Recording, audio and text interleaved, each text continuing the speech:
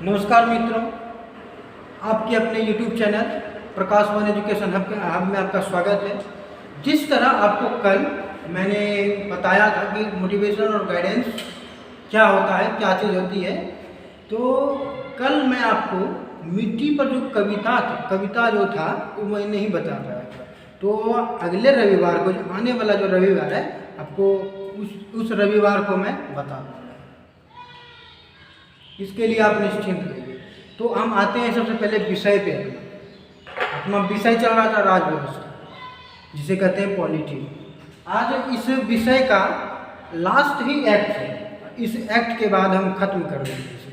उसके बाद कल चलेगा अपना जो प्रीवियस ईयर क्वेश्चन होता है किसी भी कंपटीशन एग्जाम का, चाहे वो छोटा एग्जाम हो चाहे वो बड़ा एग्जाम हो, सब का क्वेश्चन यहाँ पे आपका लिया जाएगा। मुख्य तौर पर आपका जो एग्ज़ाम होता है संघ लोक सेवा आयोग का, उसका लिया जाएगा मुख्य रूप से। इसके अंतर्गत क्या क्या क्वेश्चन पूछे गए हैं उसको कल बताया जाएगा। आज लास्ट, इस चैप्टर का लास्ट क्वेश्चन, लास्ट एक्ट है, आज इसे पढ़ लेते हैं। आइए बोर्ड पर देखिए, राज्य व्यवस्था, भारतीय स्वतंत्रता अधिनियम 1947। क्यों आप जानते हैं कि 15 अगस्त 1947 को हमारा देश अंग्रेजों के गुलाम से आज़ाद हुआ था। और 1950 को गणतंत्र, तो आपका 26 जनवरी 1950 को गणतंत्र लागू हुआ था। तो आज आते हैं, देखिए हमारा जो देश आज़ाद हुआ था 1947 को, वो इसी धारा के अनुसार हुआ था। 1947 को हमारा देश पूरी तरह से आज़ाद नहीं हुआ था, कुछ आंशिक रूप से अंग्रेज के हाथ में हमारी सत्ता थी, कुछ आंशिक रूप से, पूरा नहीं।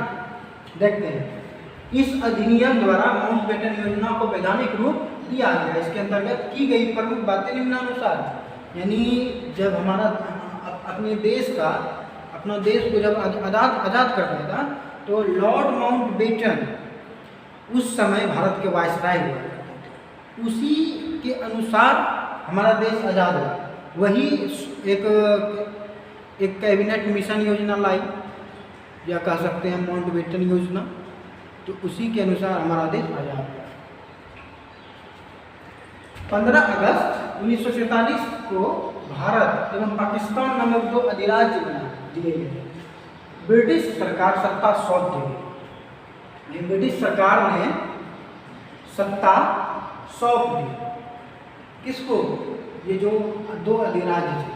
मतलब देख लीजिए यहाँ, अधिराज्य, राज्य नहीं, अधिराज्य। अधिराज्य मतलब हो गया कि अधिकार, राज्य पर जो अधिकार रहेगा आंशिक रूप से वो रहेगा अंग्रेज का, जिसे कहते हैं हम डोमिनियन। यही है डोमिनियन। इसको हम ऐसे डोमिनियन भी कह सकते हैं, दो डोमिनियन।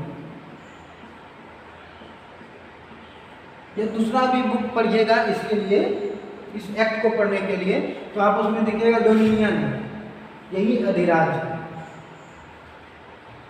प्रत्येक अधिराज्य में गवर्नर होगा, जिसकी नियुक्ति इंग्लैंड का सम्राट करेगा। देखिए यहाँ फिर आ गया अंग्रेज का चंगुल, अंग्रेज के चंगुल में आ गया। यहाँ पर राज्य तो बना दिया गया, राज्य तो दे दिया गया, पाकिस्तान और इंडिया और पाकिस्तान, लेकिन उसका जो गवर्नर होगा वो इंग्लैंड के सम्राट जो होंगे वो नियुक्त करेगा। अब उसका मन है किसे नियुक्त कर सकता है, या यहाँ के जो भी प्रशासनिक प्राधिकरण है वो नाम सुझाएगी इंग्लैंड के सम्राट, और उसके बाद इंग्लैंड के सम्राट अपने विवेकानुसार वहाँ पर नाम बताए, इसे बनाना चाहिए इस राज्य का गवर्नर। देखिए, नए संविधान के बनने तक दोनों राज्यों का प्रशासन 1935 के अनुसार चलेगा। ऐसे भी हम भारत शासन अधिनियम 1935 में कहा था कि ये एक्ट बहुत ही प्रमुख है, क्योंकि जब 1947 में हमारा देश आज़ाद हुआ तो उस वक्त संविधान तो नहीं बना था, अब प्रशासन किससे चलता? तो अंग्रेज लोगों ने क्या किया कि 1935 में जो धारा था, तो लगभग इसमें 400 इसमें धारा था। इसी के अनुसार हमारे देश का क्रियान्वयन, यानी इसका प्रशासन चला 1935 के अनुसार। और 1935 का जो एक्ट है आपको कंठस्थ कर लेना चाहिए, चाहे कोई सा भी एग्जाम हो उसमें पूछा जाता है 1935 का दिन।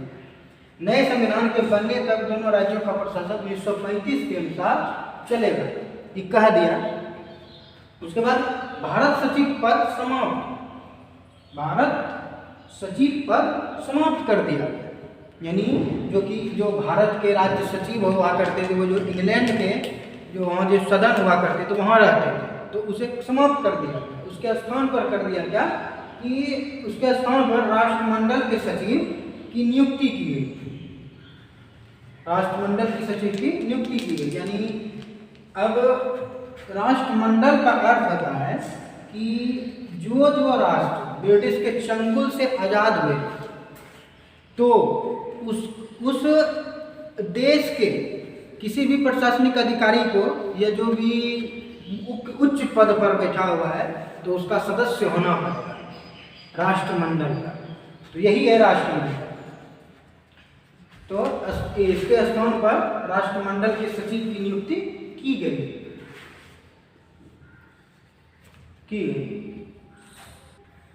इसे आप अपने नोटबुक में लिख लीजिए। अब आता है नेक्स्ट, देशी रियासतों पर ब्रिटेन की संप्रभुता का अंत कर दिया, उनको भारत या पाकिस्तान किसी भी अधिराज्य में सम्मिलित होने और अपने भावी संबंधों का निश्चय करने की स्वतंत्रता प्रदान की। अब देखिए यार, ये कर दिया कि आप अभी देखे होंगे फिलिस्तीन और इसका इजराइल का विवाद, तो वही चीज यहाँ कर दिया अंग्रेज, आधा दे दिया इजराइल को और आधा दे दिया फिलिस्तीन को। अब दोनों में लड़ते रहो। अब यहाँ पे देखिए, अब देशी रियासत को स्वतंत्र कर दिया। आप या तो अपना माने पाकिस्तान में शामिल हो जाइए या आप भारत में शामिल हो जाइए या आप स्वतंत्र हो जाइए, लेकिन हम लोग को शुक्रिया अदा करना चाहिए किसका? सरदार पटेल का। वो ही अपने दिमाग से या अपना कहिए कि लॉ या जो नाम दिया गया उसे लॉ पुरुष, इसी के आधार पर उसका नाम दिया गया, क्योंकि वो एक ऐसे नेता थे, वो नरमी से भी पेश आते थे और बेदर्दी से भी पेश आते थे। जो शामिल हो गया भारत में ठीक है, नहीं हुआ तो उसको बलपूर्वक करवाया, लेकिन करवाया। ठीक है, देशी रियासतों पर ब्रिटेन की संप्रभुता का अंत कर दिया, इसको याद रखिए। उनको भारत या पाकिस्तान किसी भी अधिराज्य में डोमिनियन में सम्मिलित होने और अपने भावी संबंधों का निश्चय करने की स्वतंत्रता प्रदान की। तो क्वेश्चन इसमें इस तरह भी पूछ सकता है कि किस एक्ट के तहत देशी रियासतों को अंग्रेजों के चंगुल से आज़ाद किया गया। तो आपको बोलना है कि भारतीय स्वतंत्रता अधिनियम 1947।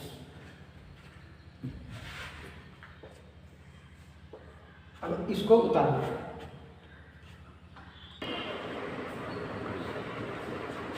अब आते हैं स्वतंत्र भारत का पहला प्रधानमंत्री। इससे भी क्वेश्चन पूछा जाता है।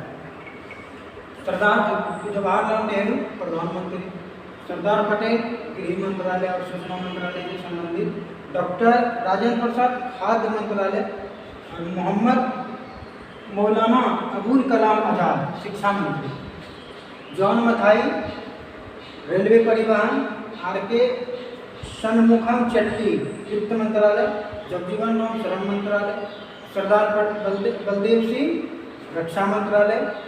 स्वतंत्र भारत का पहला मंत्रिमंडल, जवाहरलाल नेहरू प्रधानमंत्री थे, सरदार पटेल गृह मंत्रालय और सूचना मंत्रालय से संबंधित थे, डॉक्टर राजेंद्र प्रसाद खाद्य मंत्रालय थे, और मौलाना अबुल कलाम आज़ाद शिक्षा मंत्री थे, डॉक्टर जॉन मथाई रेलवे परिवहन संबंधित, आर.के. षणमुखम चेट्टी वित्त मंत्रालय से संबंधित, जगजीवन राम श्रम मंत्रालय से संबंधित, सरदार बलदेव सिंह रक्षा मंत्रालय से संबंधित, सरदार बलदेव सिंह शिक्षा मंत्रालय से संबंधित, बी आर अम्बेडकर विधि, राजकुमारी अमृत कौर स्वास्थ्य मंत्रालय से संबंधित, सी एच भाभा वाणिज्य मंत्रालय से संबंधित, रफी अहमद किदवई संचार से संबंधित, श्यामा प्रसाद मुखर्जी उद्योग मंत्रालय और बी एन गाडगिल कार्य फार्म और ऊर्जा मंत्रालय से संबंधित। इसको आप याद कर लीजिएगा अपनी नोटबुक में लिख कर, क्योंकि इससे भी क्वेश्चन पूछा जाता है। इससे ये भी इम्पोर्टेंट है, बहुत बहुत वेरी इम्पोर्टेंट है, भी आए, इसे याद कर लीजिएगा, क्योंकि स्वतंत्र भारत का पहला ही मंत्रिमंडल था 1947 में, जिसे बनाया गया था 1947 में बनाया गया था। इसे याद कर लीजिएगा, इसे लिख लीजिए अपनी नोटबुक में।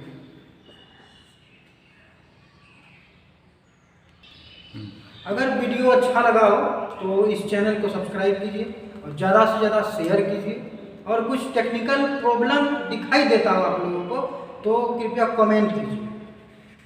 धन्यवाद।